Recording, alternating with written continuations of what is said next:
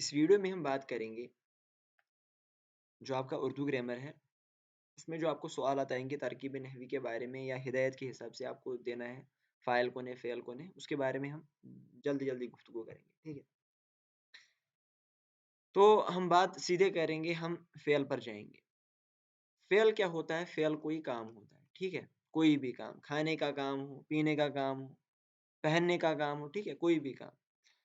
اب فعل کے ساتھ جو لازم ہوتا ہے وہ فاعل ہوتا ہے. ٹھیک ہے، کیونکہ فاعل کے بنا فعل نہیں ہو سکتا، یہ آپ کو یاد رکھنا ہے.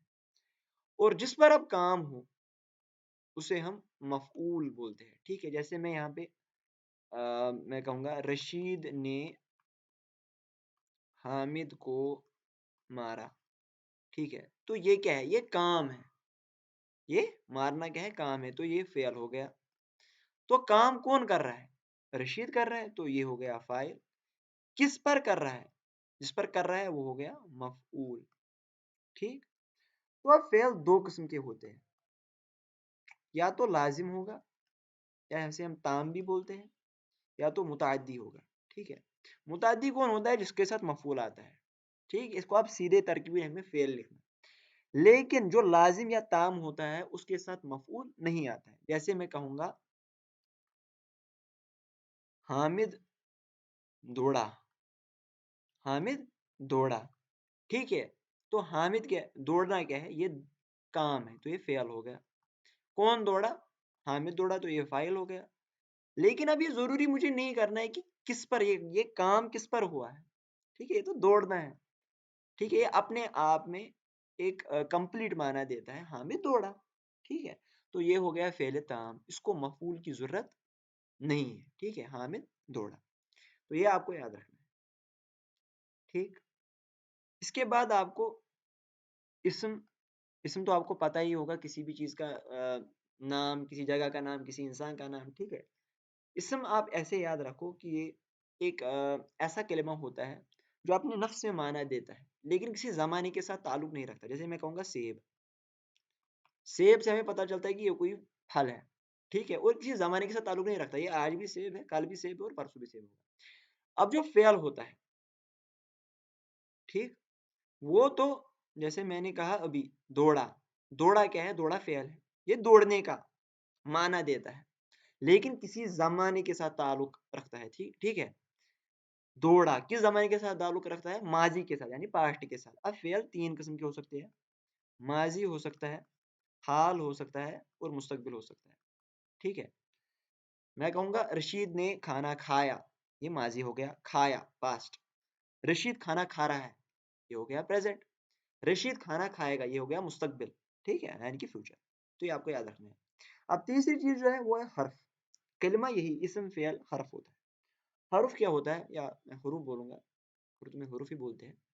حروف وہ چیز ہوتی ہے نہ تو وہ اپنے نفس میں معنی کوئی دیتی ہے، نہ تو وہ کسی زمانے کے ساتھ تعلق رکھتی ہے. جیسے میں بولوں گا تک. تک سے ہمیں کچھ بھی نہیں پتا چلتا. تک مطلب کیا؟ تک کا کوئی معنی نہیں ہے. ٹھیک ہے، اور کسی زمانے کے ساتھ بھی تعلق نہیں ہے. لیکن یہ جب اسم اور فعل کے ساتھ ملتے ہیں یا اسم اور اسم کے ساتھ ملتے ہیں تب معنی دیتے ہیں. ٹھیک ہے، تو یہ کام آتا ہے دو اسموں کو ملانے میں یا اسم اور فعل کو ملانے میں.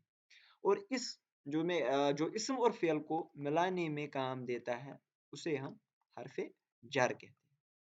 حرف جار کہتے ہیں. ٹھیک ہے، جار کہتے ہیں. یہ آپ کو یاد رکھنا ہے، حروف جار.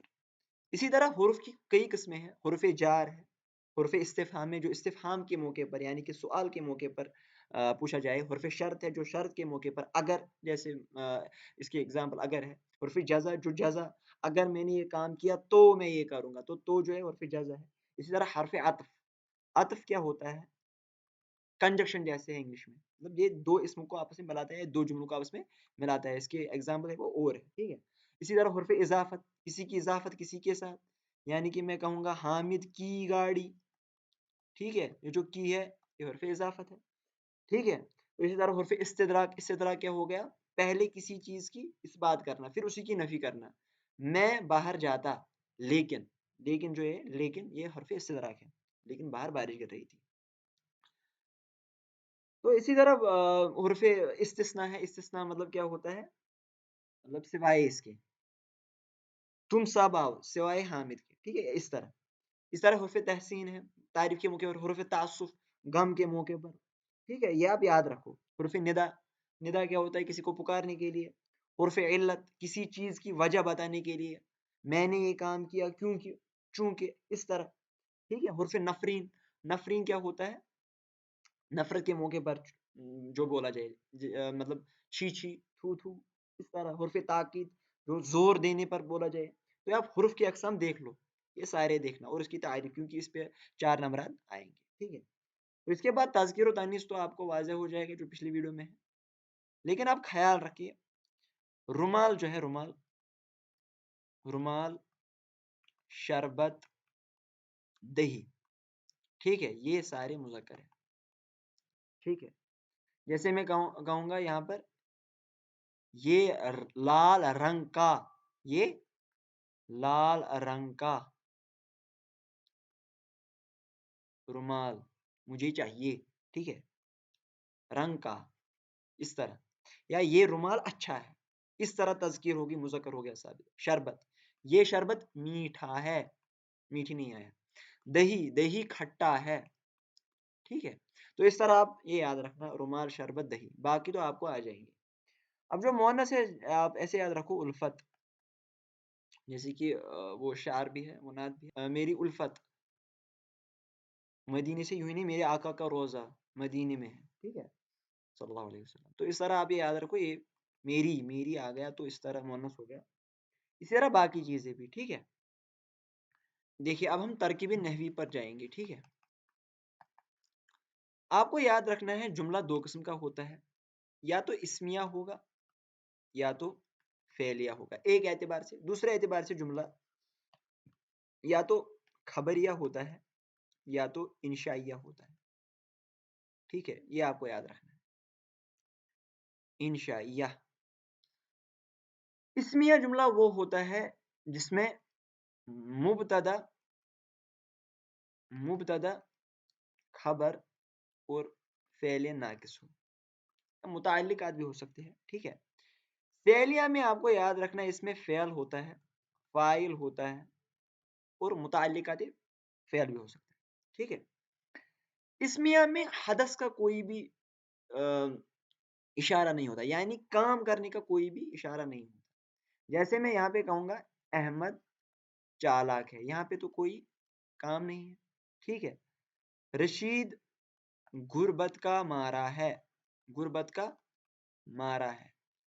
تو یہ جو مارا ہے یہ وہ والا فعل نہیں، یہ کوئی کام نہیں ہے، یعنی کہ رشید بہت غریب ہے، اس کا معنی یہ ہے. تو آپ کو سینٹنس پہلے دیکھنا ہے کہ سینٹنس کا معنی کیا ہے، اور اس میں کوئی کام اس وقت کسی پرٹیکولر ٹائم میں ہو رہا ہے کہ نہیں ہو رہا ہے، تب یہ جملے فعلیہ ہو.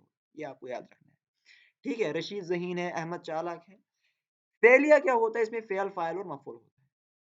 یہ تو آپ کو سمجھ میں آ گیا. یعنی کہ میں کہوں گا رشید نے، بلی نے چوہے کو کھایا، تو یہ کام ہے کھانے کا، تو یہ کیا ہو گیا؟ یہ فعلیہ ہو گیا. ٹھیک ہے.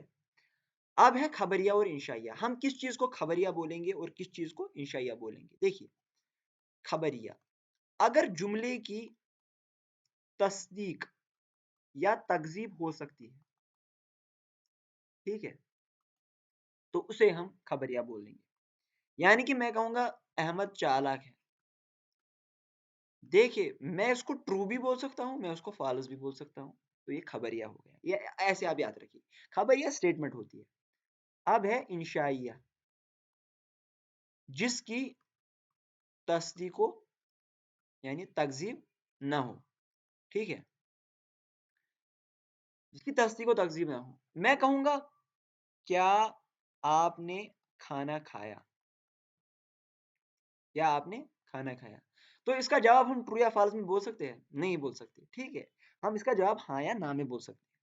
تو یہ کیا ہو گیا؟ اس جملے کی ہم تصدیق و تکذیب نہیں کر سکتے. ٹھیک ہے، تو اسے ہم انشائیہ بولیں گے. ٹھیک ہے، کیا بولیں گے؟ انشائیہ بولیں گے. یہ آپ کو یاد رکھنا ہے. انشاء کے لیے آپ یہ یاد رکھو، اگر سوال ہوگا یا ندا ہوگی، مطلب جملہ ہوگا کیا، کیا مطلب کہاں، ایسے مطلب سٹارٹ ہوگا جملہ، یا جس میں کوشچن کا معنی ہو، ٹھیک ہے، سوال کا معنی ہو، وہ انشائیہ ہوتا ہے، ٹھیک، یا ندا کا معنی وہ انشائیہ ہوتا ہے، باقی خبریہ ہوتے ہیں، سمپل، ٹھیک ہے۔ تو اب ہم جملہ اسمیہ دیکھیں گے، ٹھیک، جیسے میں کہوں گا یہاں پہ احمد چالاک ہے، ہم اس کی نحوی ترکیب دیکھیں گے، ٹھیک، تو احمد چالاک ہے، اس میں تو کوئی کام نہیں ہے، تو یہ ہو گیا جملہ اسمیہ، یہ ہم کو پہلے ہی پتا ہونا چاہیے کیا ہے۔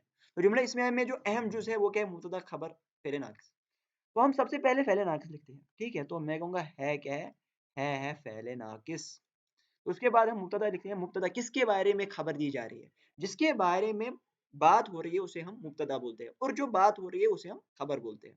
تو کس کے بارے میں بات ہو رہی ہے؟ احمد کے بارے میں بات ہو رہی ہے، تو وہ کیا ہو گیا؟ وہ ہو گیا مبتدا۔ اور کیا بات ہو رہی ہے؟ یعنی کہ احمد چالاک ہے، ذہین بھی ہو سکتا ہے، نادان بھی ہو سکتا ہے، کچھ بھی ہو سکتا ہے، ٹھیک، تو یہ کیا ہو گیا؟ یہ ہو گیا جملہ اسمیہ۔ دیکھیے احمد چالاک ہے، اس کو ہم تصدیق بھی کر سکتے ہیں اور تکذیب بھی کر سکتے ہیں، ٹھیک ہے، تو ہم مطلب بول سکتے ہیں ہاں ٹرو ہے، صحیح ہے، ہاں میں بول سکتا ہوں نہیں یہ صحیح نہیں ہے، تو یہ کیا ہوگا؟ یہ خبریہ ہو گیا، تو یہ بہت ہی آسان ہے، ٹھیک۔ اسی طرح ہم جملہ فعلیہ کا ایک دیکھیں گے، حامد نے خالد کو مارا، ٹھیک ہے، تو یہ کام ہے، تو ہمیں پتا چلا کہ یہ کیا ہے؟ یہ جملہ فعلیہ ہے، ٹھیک، تو مارا کیا ہو گیا؟ مارا فعل ہو گیا، کون کام کر رہا ہے؟ حامد کر رہا ہے، تو وہ فاعل ہو گیا، ٹھیک ہے۔ اب جو فاعل کے ساتھ جو آتا ہے، جو حرف آتا ہے نے، تو اسے ہم علامت فاعل بولتے ہیں، کیا بولتے ہیں؟ علامت فاعل۔ کس پر کام ہوا؟ خالد پر کام ہو گیا، یعنی خالد کو مار پڑی بیچارے کو، تو ہم بولیں گے مفعول، ٹھیک، تو کو کیا ہے؟